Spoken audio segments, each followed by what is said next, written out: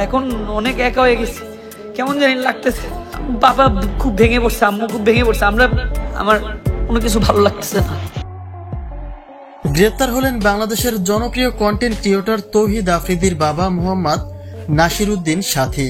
বৈষম্য বিরোধী আন্দোলনে হামলা ও আন্দোলনকারীদের হত্যার অভিযোগে যাত্রাবাড়ী থানায় দায়ের করা এক মামলায় আজ সন্ধ্যায় গ্রেপ্তার হন তিনি। রাজধানীর গুলশান থেকে তাকে গ্রেপ্তার করেছে ঢাকা মহানগর গোয়েন্দা পুলিশ।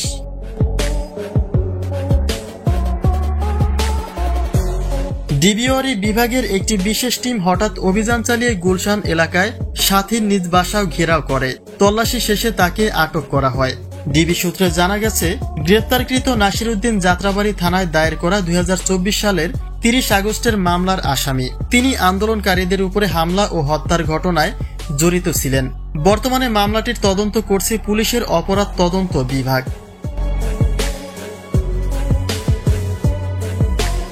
এই মামলায় প্রধান আসামি করা হয় স্বৈর শাসক শেখ হাসিনাকে।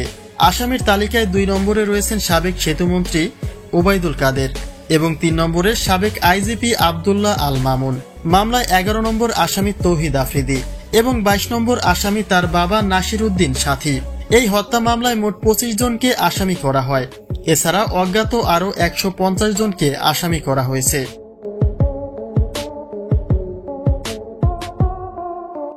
এই ঘটনায় তৌহিদ আফ্রিদিকেও গ্রেপ্তারের জন্য সরকারকে আলটিমেটাম দিয়েছে জুলাই রেভলিউশনারি অ্যালায়েন্স JRA। সংগঠনটির ফেসবুক পেজে একটি পোস্টে দাবি করা হয়েছে, আফ্রিদি শুধু বর্তমান সরকারের সময়কালেই নয়, 15ই আগস্টের আওয়ামী লীগ ক্যাম্পেইনের সময়ও অর্থ সরবরাহের সঙ্গে যুক্ত ছিলেন। তাই যত তাড়াতাড়ি সম্ভব তাকে আইনের আওতায় আনতে হবে।